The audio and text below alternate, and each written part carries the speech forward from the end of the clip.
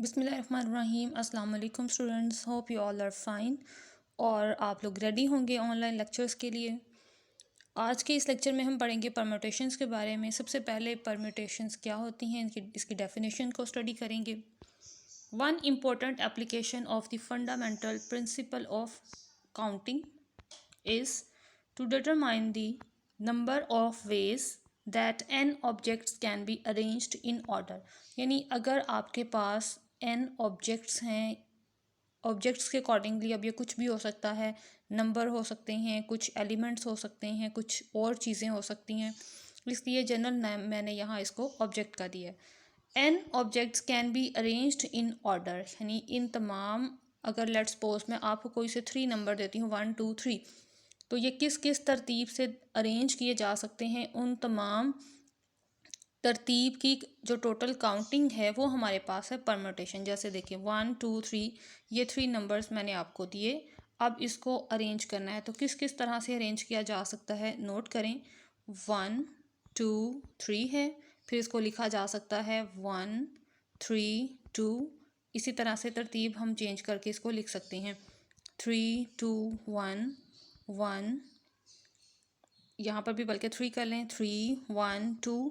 इस तरह जितनी भी हम इनकी अरेंजमेंट्स बना सकते हैं इन 3 नंबर्स से, उन तमाम को हम काउंट कर लेंगे, तो जो टोटल इनकी काउंटिंग होगी वही हमारे पास हमारी नंबर ऑफ़ परम्यूटेशंस होंगी, राइट। ये एक छोटी सी एग्जांपल मैंने आपके सामने प्रेजेंट की। और इसको मज़ीद प्रिसाइज वे में बनाने के लिए एक छोटा सा ट्री हम बनाते हैं इस वे में। 1 2 3, ये मैंने 3 नंबर्स लिखे। अब इनको डिफरेंट नंबर्स के साथ हमने 3 नंबर्स की साइज़ में अरेंज करना है, तो ये मैंने इनकी ब्रांच बना दी। 1 की कम्बिनेशन हम बनाते हैं सबसे पहले 2 और 3, और फिर 2 की कम्बिनेशन बनाते हैं हम 3 और 1 से, और 3 की कम्बिनेशन बनाते हैं हम यहाँ पर 1 और 2 से। अब ये देखें, ये हमारे पास किस किस तरह से मज़ीद अरेंज होंगे, मज़ीद भी इनकी ब्रांच बन सकती हैं। हमें 3 नंबर्स चाहिए तो ब्रांच के अकॉर्डिंगली ये 3, और देखें 1 1 3, और यहाँ पर आ जाएगा 2, इसके लिए 3 है तो यहाँ पर 2 3 ये 1 लिखा। नेक्स्ट इसके लिए 3, और ये 1 के लिए 3 1 2, और 2 के लिए ये आ गया 1। अब यहाँ पे मैं आपको बताती हूँ ये मैंने कैसे लिखा। अब ये अरेंजमेंट इस तरह से है 1 2 3, ये आ गया पहला रिजल्ट 1 2 3। अब नेक्स्ट 1 3 2, तो यहाँ पर जब मैं 2 लिख रही थी मैं इसी तरतीब को देख रही थी कि इसमें 1 है 3 है, तो डिफरेंट नंबर होना चाहिए 1 2 3 में से, तो थर्ड डिफरेंट नंबर था यहाँ पर 2, तो इसलिए यहाँ पर लास्ट में मैंने 2 लिखा। सो ये आ गया 1 3 2। अब इस 2 के अकॉर्डिंगली इसी ब्रांच में से हमने नंबर्स पिक करने हैं 2 3 1। नेक्स्ट आ जाएगा 2 1 3। नेक्स्ट अब इस 3 की बारी है और इसी की ब्रांच को हमने लेके चलना है। ये आ जाएगा 3 1 2, और लास्ट पे आ जाएगा 3 2 1। तो ये हमारे पास टोटल नंबर ऑफ अरेंजमेंट आ गए 6, राइट। 1 2 3 4 5 6। सो अगर हम इन कोई भी 3 ऑब्जेक्ट्स हों या 3 नंबर्स हों, उनको अरेंज करके डिफरेंट अरेंजमेंट के मुताबिक लिखें तो हम उनको 6 टाइम्स लिख सकते हैं, ठीक है। आप इसी तरह अपनी 3 फ्रेंड्स को लेके आप ऑर्गेनाइज़ कर सकते हो, 4 फ्रेंड्स को लेके ऑर्गेनाइज़ कर सकते हो, राइट। चलें जी, अब हम स्टार्ट करते हैं इसकी एक और डेफिनेशन को, और फिर हम इससे रिलेटेड कुछ क्वेश्चंस को करेंगे। A permutation of n different objects is an ordering arrangement of the objects such that one object is first, one is second and one is third and so on। Class note किया आपने, जब हमने 1 2 3 number लिए तो हमने first पे कभी एक नंबर को फिक्स किया, उसके बाद सेकंड नंबर पे किसी दूसरे नंबर को फिक्स किया, और थर्ड नंबर पे हमने किसी थर्ड नंबर को फिक्स किया। इसमें रेपिटेशन भी नहीं थी कि हमने 1 को 2 टाइम्स लिखा हो, हमने हर पोजीशन में नया नंबर इंट्रोड्यूस करवाया था। जितने डिजिट्स हमें गिवन थे हमने उसी को ही चेंज करते हुए उन्हीं तीनों से मिलाकर कोई एक नंबर बनाया था, राइट।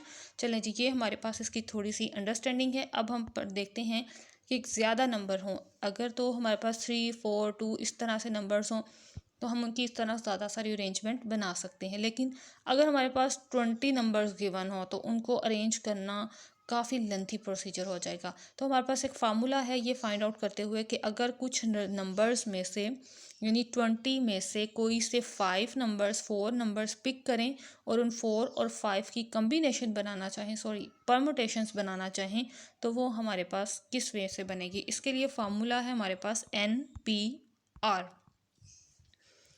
N हमारे पास बड़ा होता है और R हमारे पास छोटा होता है। इसके लिए फार्मूला हमारे पास है N factorial over N minus R factorial. यानी अगर हमारे पास ज़्यादा नंबर्स हों और उसमें से कुछ नंबर्स चूज़ करने हैं हमने और उन नंबर्स की परमुटेशन बनानी है, तो हम ये चेक करना चाहें कि कितनी परम्यूटेशंस बनेंगी, तो हम इस फार्मूला से वो परम्यूटेशंस निकाल सकते हैं।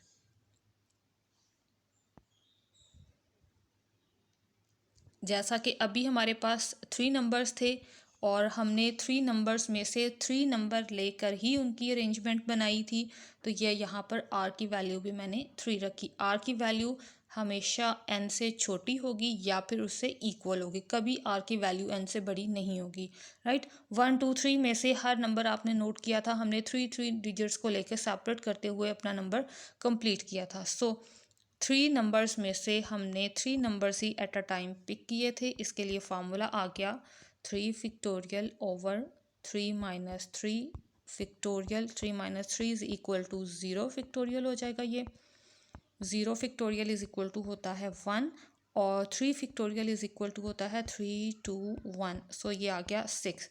तो ओब्वियसली जब हमने ट्री बनाकर उन नंबर्स को अरेंज किया और काउंट किया तो वो 6 ही थे तादाद में। सो ये हमारे पास फार्मूला है कि हम चेक कर सकें कि कितनी परमुटेशन के अकॉर्डिंगली हमारे पास रिजल्ट्स बनेंगे।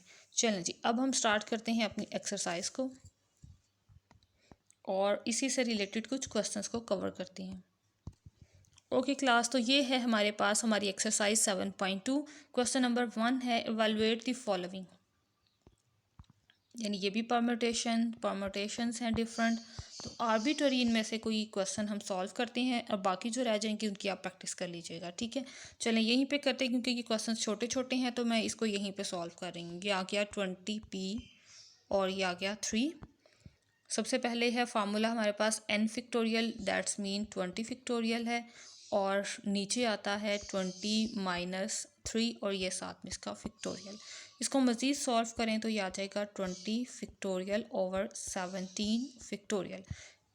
ऊपर हमारे पास जो रिज़ल्ट है उसको मज़ीद मिनिमाइज़ करते हुए मैं लिखूं तो ये लिखा जाएगा 20 19 18 और ये 17 फैक्टोरियल। 17 को मैंने देखे फैक्टोरियल में चेंज कर दिया क्योंकि इससे प्रीवियस जो रिज़ल्ट हैं वो ओबियसली 16 15 14 अप टू सॉन रिज़ल्ट्स हैं। ये आ गया 17 फैक्टोरियल। इसको हमने ये कैंसिल किया और बाकी तमाम रिज़ल्ट्स को अब हम मल्टीप्लाई करवा देंगे। तो मल्टीप्लाई करवाने के बाद हमारे पास हमारा फाइनल रिज़ल्ट आ जाएगा जो कि है 6 8 एंड 40। क्लियर? तो ये था हमारा क्वेश्चन। अब हम किसी नेक्स्ट क्वेश्चन को ट्राई करेंगे।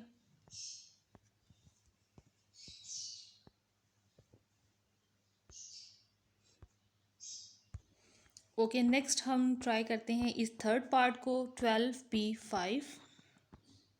तो ये आ जाएगा हमारे पास 12p5 is equal to 12 factorial over 12 minus 5 factorial 12 over 7 factorial. अब ऊपर वाले 12 को भी हम 7 तक ओपन कर लेते हैं। 12 11 10 9 8 और ये आ गया 7 ओवर 7 फैक्टोरियल। 7 factorial cancel. अब जितने भी बाकी नंबर्स हैं इनको कैलकुलेटर की हेल्प लेके मल्टीप्लाई करवा देंगे। तो मल्टीप्लाई करवाने के बाद हमारे पास रिजल्ट आएगा 954040। So class this is the answer. Hope so कि आपको ये क्वेश्चंस इजी लगे होंगे। चलें अब नेक्स्ट वालों को अब आपने खुद ट्राई कर लेना है। क्वेश्चन नंबर 2 स्टार्ट करते हैं अब हम। क्वेश्चन नंबर 2 की स्टेटमेंट है find the value of n when the given results are as follows. तो सबसे पहले हम फर्स्ट को ट्राई करते हैं, फिर सेकंड को और थर्ड को। चलें जी, ये नोट पे करेंगे क्योंकि ये थोड़े से लेंथी हो सकते हैं। फर्स्ट में हमें गिवन है NP2 is equal to 30। So class हमें n की वैल्यूज़ में से फाइंड आउट करनी है। परमुटेशन ओपन करें, n फैक्टोरियल ओवर n-2 और ये साथ में फैक्टोरियल और ये आ गया 30। ऊपर है n फैक्टोरियल, इसको थोड़ा सा ओपन कर दें, ये आ जाएगा हमारे पास n इंटू n-1। एक एक नंबर कम होता जाता है, सो इसलिए मैंने n के बाद n-1 लिखा और फिर n-2। देखिए नीचे भी n-2 लिखा हुआ है, सो इस फैक्टोरियल को मैं यहीं तक ही क्लोज कर दूंगी ताकि ये इजीली मैं नीचे से कैंसिल कर दूं। क्लियर? आपको पता होगा जब भी फैक्टोरियल्स ओपन होते हैं तो ये इस तरह से ओपन होते हैं, यानी एक एक नंबर कम होता जाता है। तो इसीलिए मैंने n में से एक एक नंबर कम करते हुए फैक्टोरियल को डाउनवर्ड नोटेशन की तरफ ले लिया। 32 कंसेक्टिव नंबर्स की मल्टीप्लिकेशन है, यानी 6 और 5। आपने चेक करना है कि कोई से कंसेक्टिव नंबर्स अवेलेबल हैं। अगर अवेलेबल आपको मिल जाए तो आपने उसको ऐसे लिख देना, ठीक है। वैसे तो 30 हम लिख सकते हैं 2 × 3 × 5, लेकिन इसमें से 4 की प्लेस मिसिंग है, राइट। ये कंसेक्टिव नहीं आ रहे थे, इसलिए मैंने यहाँ पर 6 और 5 को ही लिखा क्योंकि ये तरतीब में दो नंबर सेम थे। ओके, ये दोनों कैंसिल, नीचे आ गया n-1 is equal to 6.5। Comparison करें ज़रा, कंपैरिजनली ये आ जाएगा 6 और ये आ जाएगा 5। ओबियसली ये n है, इसमें से एक नंबर कम है, ये 6 है और इसमें से एक नंबर कम है। यहाँ पर आप लिखें by comparing n is equal to 6। ये सो यही हमारे पास हमारा फाइनल आंसर है। अब हम स्टार्ट करते हैं इसी का second part. 11pn is equal to 11 10 9। चलें जी, फैक्टोरियल ओपन करें। 11 factorial over 11 minus n factorial, ये आ गया 11 10 और 9। इस साइड वाले फैक्टोरियल को हम यहाँ से कंप्लीट करते हैं। 3 कंसेक्टिव नंबर्स हैं 11 10 9। सो क्या करें, इसको 8 फैक्टोरियल से मल्टीप्लाई करवा दें और 8 से ही डिवाइड करवा दें। अब नोट करें ऊपर 11 फैक्टोरियल बैक कंप्लीट हो रहा है हमारे पास, इसको 11 बना दें और ये नीचे 8 का 8 ही रहने दें। अगर ऊपर वाली साइड इक्वल है, इट्स मीन नीचे वाली साइड भी इक्वल होगी। बाय कंपेयरिंग दोनों साइड्स को कंपेयर किया हमने तो 11 minus n is equal to 8 आ गया। 8 को इस साइड पर ले आएँ, n को दूसरी साइड पर ले जाएं, सो ये आ जाएगा 3। We get the value of n that is 3। So this is the answer. अब हम स्टार्ट करेंगे इसी का third part, that is NP4 और रेशो है दरमियान में n-1p3 इज़ इक्वल टू 9:1। चलें जी, इसकी सबसे पहले हम लेफ़्ट साइड को सेपरेट करते हैं, उसे सॉल्व करते हैं। जब वो सॉल्व हो जाएगी फिर हम इसको राइट साइड से कंपेयर कर लेंगे। तो स्टार्ट करते हैं लेफ़्ट हैंड साइड से। NP4 n-1p3 फार्मूला लगा लिए यहाँ पर, ये आ जाएगा n फैक्टोरियल n-4 n-1 और ये नीचे आ जाएगा n-1 -3। चलें जी, अब इसको मज़ीद सॉल्व करेंगे। यहाँ पर क्योंकि n-1 फैक्टोरियल है, इसे भी n-1 तक ओपन कर दें, ये आ जाएगा n into n-1 factorial over n-4 n-1 over n-4। Values cancel हो रही हैं जो सेम है। रेशो में ऐसा होता है कि जो वैल्यूज़ सेम होती हैं हम उनको डिवाइड करते हुए ख़त्म कर सकते हैं। सो डिवाइडिंग बाय, सो ये दोनों टर्म दोनों में मौजूद हैं। सो इसको डिवाइड करेंगे तो फर्स्ट नंबर आ जाएगा n और सेकंड प्लेस पे आ जाएगा just 1। As left hand side is equal to right hand side, so n/1 is equal to 9/1, right. ये हमारे पास क्वेश्चन में हमें गिवन थी 9/1 की वैल्यू। By comparing n is equal to 9। So ये हमारे पास थर्ड पार्ट का भी फाइनल आंसर है। होप सो कि आपको समझ आई होगी। अब हम स्टार्ट करते हैं क्वेश्चन नंबर 3। फर्स्ट में है हमारे पास prove from the first principle that N P R is equal to n dot n minus one P R minus one. तो ये हमने प्रूफ करना है। हम किस वे में प्रूफ कर सकते हैं? हम एक साइड को लेके दूसरी साइड को प्रूफ कर देंगे तो हमारा प्रूफ कंप्लीट हो जाएगा, राइट। ओके क्लास, तो मैं इस साइड को सॉल्व करती हूँ और ये इक्वल प्रूफ करती हूँ कि ये भी एन पी आर के इक्वल है। ये एन इसी तरह से इस परम्यूटेशन को ओपन कर दें, ऊपर वाले का फिक्टोरियल, और ये आ जाएगा यहाँ पर नीचे वाले का फिक्टोरियल। ठीक हो गया। मैंने इसमें से r माइनस वन को यहाँ पर माइनस किया और साथ में फिक्टोरियल अप्लाई कर दिया। ऊपर n मल्टीप्लाई हो रहा है, n को मैंने मल्टीप्लाई करवा दिया।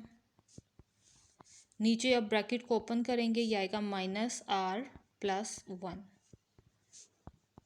वन वन से कैंसिल। ऊपर नोट करें n माइनस वन से बड़ा नंबर मौजूद है n, क्योंकि उससे एक डिजिट ही ज़्यादा है। सो इसे हम लिख सकते हैं n फिक्टोरियल। बैक कंप्लीट कर सकते हैं, बैक मैंने कंप्लीट किया इसको। यह आ गया n माइनस आर फिक्टोरियल। और नोट करें ये n पी आर का फार्मूला है। सो दोनों साइड्स इक्वल आ गई हमारे पास। That's the proof. नेक्स्ट हमारे पास है एक और proof, n P R is equal to n minus one P R plus r dot n minus one P R minus one. और ये इंपॉर्टेंट प्रूफ है, राइट। इसकी खूब प्रैक्टिस भी करनी है आपने। ओके क्लास, इसी साइड को सॉल्व करते हैं और इसके इक्वल प्रूफ करते हैं। फार्मूला ओपन कर दें firstly.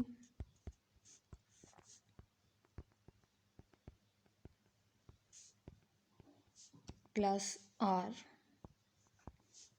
n minus one factorial over n minus one. उसके बाद इसे भी माइनस से मल्टीप्लाई करवा के लिखना है। सो ये आ जाएगा माइनस r प्लस वन।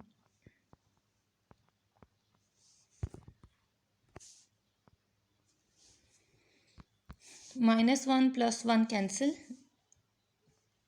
जैसा कि प्रीवियस वाले प्रूफ में भी कैंसिल हो गए थे। इसको एज इट लिख दें।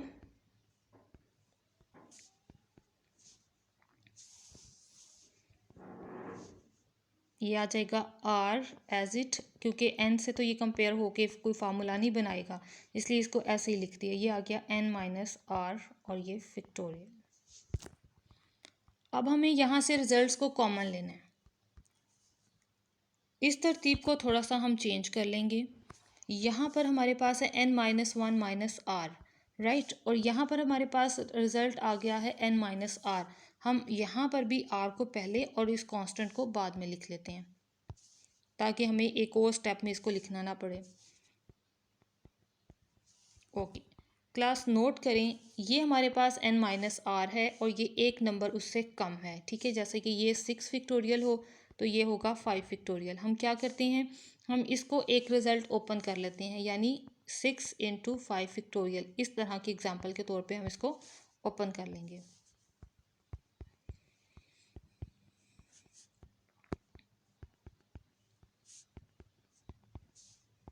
आर और ये नीचे आ गया n minus r into n minus r minus one, और ये साथ में फिक्टोरियल।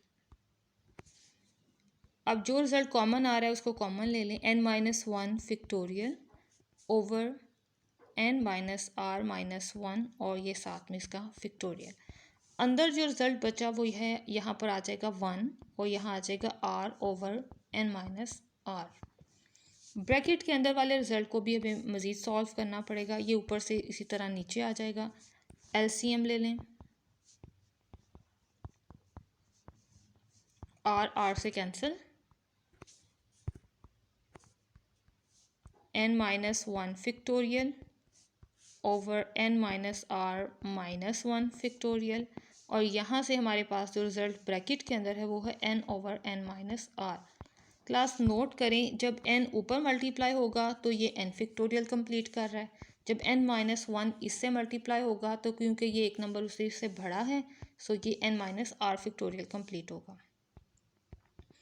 तो ये मैंने इसको डायरेक्ट फैक्टोरियल फॉर्म में चेंज कर दिया और ये हमारे पास अगेन फार्मूला कंप्लीट हो गया है n/r का, राइट। दोनों साइड्स इक्वल हो गई। होप्स हो कि आपको समझ आई होगी। इंशाल्लाह नेक्स्ट लेक्चर में बाकी वाले क्वेश्चंस को डिस्कस करेंगे। तब तक के लिए अल्लाह हाफिज़ और इसकी अच्छी सी प्रैक्टिस करें। स्टे ब्लेस्ड, दुआ में याद रखिएगा।